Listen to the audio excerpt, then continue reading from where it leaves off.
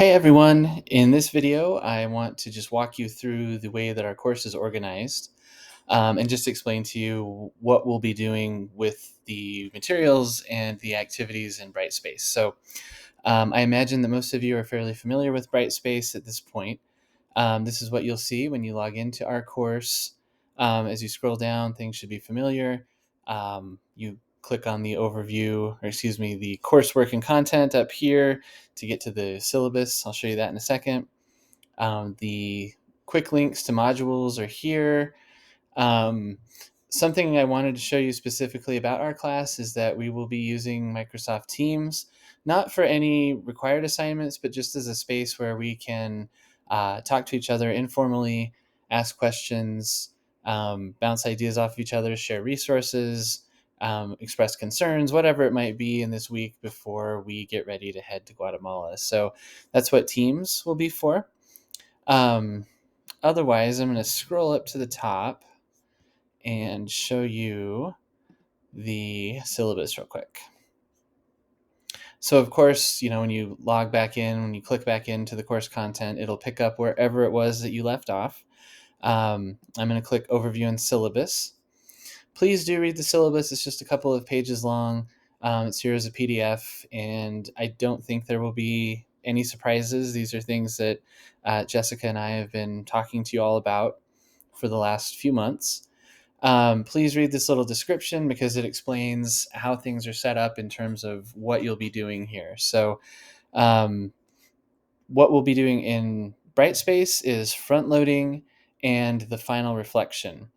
The trip itself, the bulk of our class, it counts for 75 of the 100 points possible in our course, is just a standalone. If you come on the trip, you get those points. So there's nothing specifically to do relative to the trip here in Brightspace, with the exception that you should click into this trip logistics um, module and go through all of the materials here. So as I scroll down, you'll see this is a bunch of reference material, packing lists, the itinerary, your rooming assignments. A lot of the things that I sent to you via email last week are here, but there is also a link to the STEP program, or the Smart Traveler Enrollment Program with the State Department, that you need to do before we go.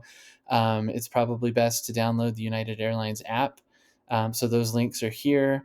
And then there's this checklist. So, I mean, it's technically a quiz in Brightspace, but it's 2 questions just to say, did you enroll with STEP? Did you download the app? Yes or no. So that's all this is, and that's how you finish the trip logistics. At that point, you'll see 6 other modules. So we've got religion, we've got Guatemalan foodways, prehistory, modern history, craft economies and tourism, and the history of Antigua. 2 of these, modern history and Maya prehistory, are a bunch of resources that are there for your information. You should look at them, know what's there, but there's nothing to actually do with those. The other ones, I'm just going to click into Guatemalan foodways as an example, are set up in the same way. So what you'll see first is a discussion.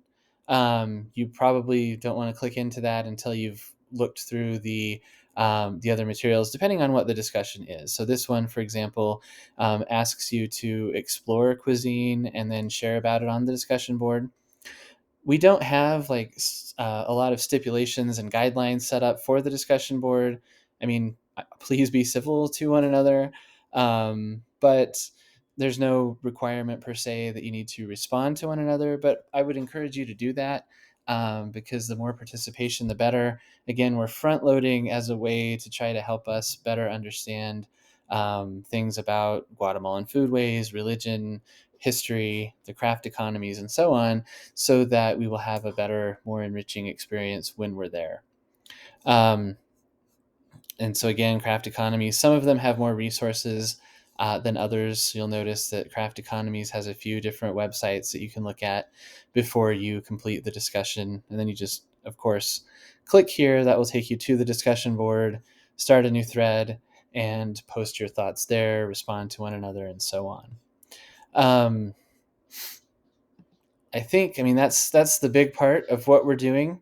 We'll do these things during the first week, so you'll need to do you'll need to respond to 3 of the 4 discussions that are available. So again, those are religion, Mashimon, Guatemalan foodways, craft economies and tourism, and the history of Antigua.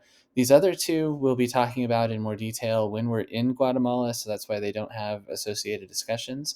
But do 3 of the 4 discussions for full credit for front loading. You can do all 4 if you'd like to.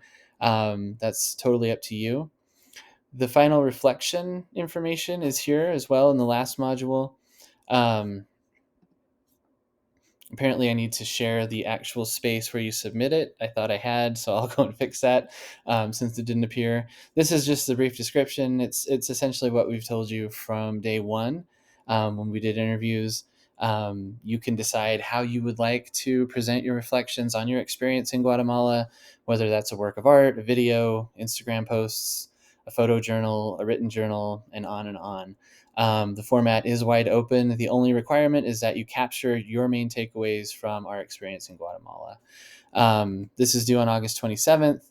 That is after we get back from Guatemala. That's the last day of the intersession because we'll have to submit intersession grades by the Tuesday following that. The 27th is a Sunday. All right, so I think that's everything I wanted to show you here. I'm going to scroll down one more time. Click on Teams real quick. I hope that kept the, it's still showing you my screen. But here's Teams. It's essentially, again, just a space where we can share files, we can have a conversation, and so on. So I've just started that here. But this is a spot for you to have informal conversations. It is a spot where we can video chat if that need arises between now and when we head to Guatemala. So that's what Teams is for. I'm going to close that. If you have questions, please don't hesitate to ask. We're very excited to embark on study abroad with you all, and we will be in touch very soon, of course.